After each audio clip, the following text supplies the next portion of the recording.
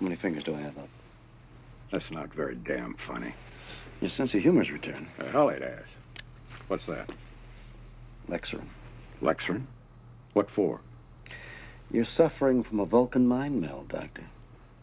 That green-blooded son of a bitch. It's his revenge for all those arguments he lost. This will make you well enough to travel. Unit 2, this is Unit 1. The Kobayashi Maru has set sail for the Promised Land. Acknowledge. Message acknowledged.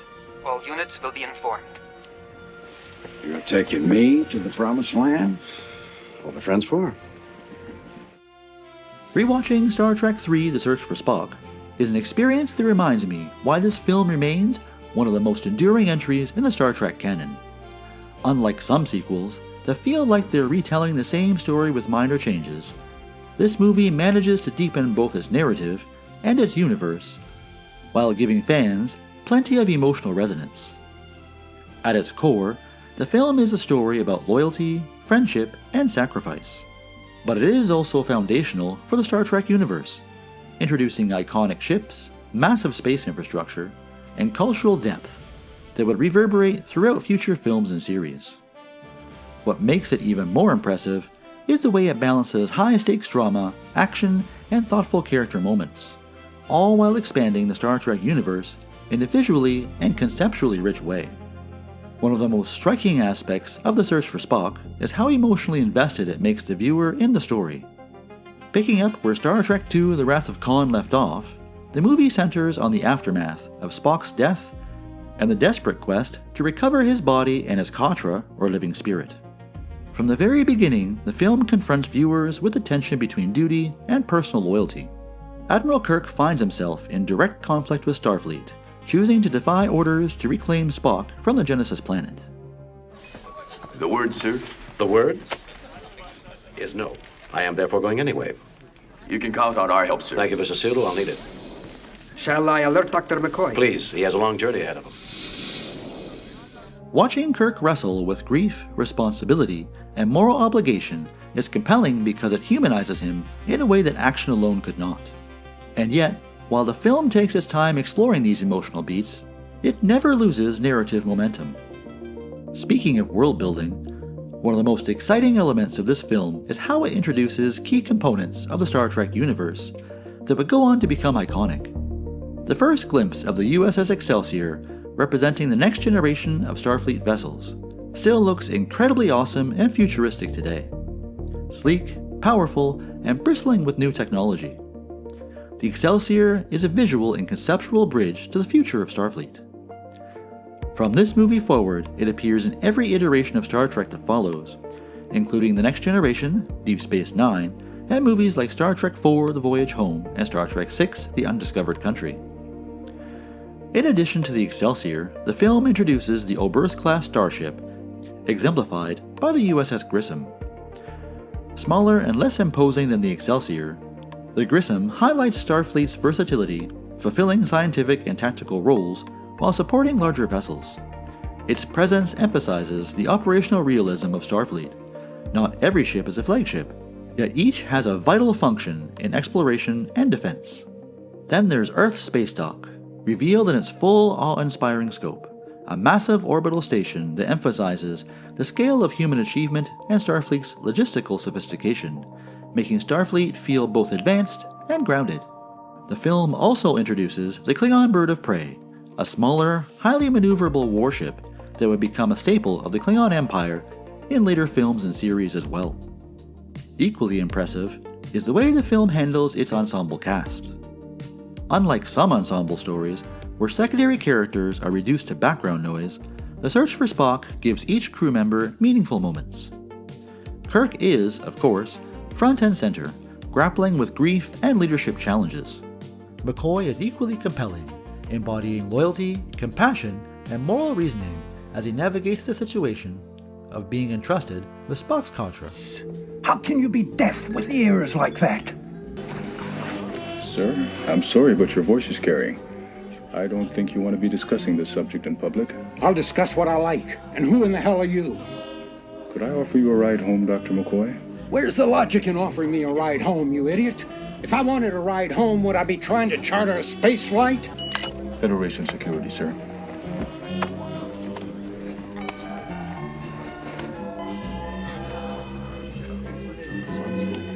You're gonna get a nice long rest, Doctor. And speaking of Spock, even in his absence, his presence dominates the narrative. The story constantly reminds the viewer of what is at stake and why these characters care so deeply. Scan for vessels in pursuit. Scanning. Indications negative at this time. Did I get it right? Great, Bones, just great. Supporting characters such as Sulu, Chekhov, and Uhura may have fewer lines, but each contributes to the mission in ways that reinforce the ensemble dynamic. You amaze me, Commander. Oh, how is that? A 20-year space veteran, yet you choose the worst duty station in town. I mean, look at this place. This is the hind end of space. Peace and quiet appeals to me, Lieutenant. Yeah, well, maybe that's okay for someone like you, whose career is winding down. But me, I need some challenge in my life, some adventure, maybe even just a surprise or two. Well, you know what they say, Lieutenant. Be careful what you wish for. You may get it. That's Admiral Kirk, my God. Very good for you, Lieutenant. But it's damn irregular. No destination orders, no encoded IDs. All true. Well, what are we gonna do about it? I'm not gonna do anything about it. You're gonna sit in the closet. The closet? What, have you lost all your sense of reality? This isn't reality. This is fantasy. You wanted adventure? How's this? The old adrenaline going? Huh? Good boy. Now get in the closet. Okay. Go on. Go on. I'll just get in the closet. Okay. I'm glad you're on our side. I always find myself smiling during their smaller but clever contributions. It makes the crew feel like a real team. Where's Admiral Kirk? He's with the prisoner. Get him quickly. Commander Starfleet wants him right away. Keeping you busy?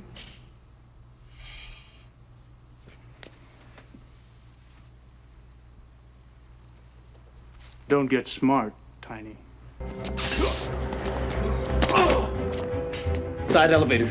Agents on their way up.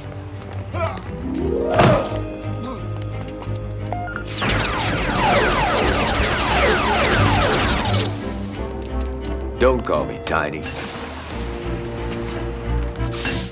The tension between action and character-driven drama is another area where the film shines. One of the most thrilling sequences is when Kirk and his crew defy Starfleet orders and commandeer the Enterprise from Spacedock. This act of rebellion is morally complex. It demonstrates their unwavering loyalty to Spock, while highlighting the tension between personal conviction and institutional authority. My friends, I can't ask you to go any further. Dr. McCoy and I have to do this. The rest of you do not. Admiral, we're losing precious time. What course, please, Admiral? Mr. Scott? I'd be grateful, Admiral, if you'd give the word. Gentlemen, may the wind be at our backs. Stations, please. The confrontation with the Klingons and the Bird-of-Prey's attacks adds a pulse-pounding, high-stakes component to the narrative. Modern audiences might notice that the pacing of some sequences feels slower compared to today's high-octane sci-fi, but this deliberate pacing allows for suspense and character development to breathe. The film takes time to make the viewers feel the stakes, whether it's the risk of open conflict with the Klingon forces or the ethical dilemmas faced by the crew. In this way, the film proves that action in science fiction works best when it complements, rather than dominates, character and narrative. One of the most poignant aspects of the search for Spock is his handling of grief, loyalty, and friendship. Core themes that resonate far beyond the Star Trek universe. The resurrection of Spock, both physical and spiritual, is emotionally satisfying because the story has earned it through careful build-up. It is not just a gimmick, it is the culmination of an arc about identity, connection, and the bond between friends. Another deeply affecting element of the film is the tragic death of David Marcus, Kirk's son. Though he dies a hero's death, saving Saavik and Spock, this moment amplifies the personal stakes of the story, showing that the consequences of Starfleet missions extend beyond professional duty to profoundly impact the family and loved ones. David's death compounds Kirk's grief over Spock, forcing him to confront both the loss of a friend and the devastating cost of parenthood in a universe where exploration carries inherent danger. In the context of the film, David's loss also contrasts with Spock's resurrection. While Spock's Katra offers a spiritual continuity, David's death is permanent, reinforcing the film's meditation on mortality, responsibility, and the emotional weight of choices made in the name of duty. One of the most heartbreaking moments that follows naturally from this confrontation is when the Enterprise is destroyed. Watching the ship explode feels almost like losing a member of the crew itself. After decades of adventures, it has become more than just a vessel. It is a symbol of the crew's shared history, their loyalty, and their courage. The sadness is palpable, but the destruction also serves the story in a crucial way. By taking away their ship, the film raises the stakes and underscores the sacrifices required of Kirk and his crew, giving their heroic choices weight and meaning. My God, Bones. What have I done? What you had to do. What you always do. Turn death into a fighting chance to live. The legacy of the search for Spock is also remarkable. Its influence extends well beyond the immediate trilogy of Star Trek II, III, and IV. Future Star Trek films and series would continue to feature Spacedock, the Excelsior, and the Klingon Bird-of-Prey. The film's approach to storytelling, blending character drama, high-stakes action, and thoughtful world-building, set a standard for what Star Trek should be: intelligent, emotionally engaging, and visually ambitious. Even as Star Trek evolved, the lessons from this film about character-driven storytelling within a richly imagined universe remained a touchstone for writers, directors, and designers. Finally, what makes The Search for Spock so enduring is how it balances spectacle, story, and emotion. The film manages to satisfy fans of action, science fiction, and drama simultaneously. Its storytelling is emotionally intelligent, its characters are fully realized, and its world building is expansive yet grounded. It is a film that can be revisited repeatedly, offering new insights and appreciation each time. In conclusion, Star Trek III: The Search for Spock is more than just a sequel. It is a foundational film that demonstrates the power of character-driven storytelling within a richly imagined universe. It introduces iconic Star Trek elements like the USS Excelsior, the USS Grissom, Earth's Spacedock, and the Klingon Bird-of-Prey, all while giving its ensemble cast meaningful moments that resonate emotionally. Its deliberate pacing and thoughtful balance of action and drama allow the film to explore universal themes of loyalty, grief, and friendship. Rewatching it reminds me not only of the story's power, but also of the wonder of seeing this universe come alive on screen. Ultimately, The Search for Spock proves that science fiction can be both grand and intimate, adventurous and reflective, a balance that few films achieve as successfully. Jim. Your name is Jim. Yes.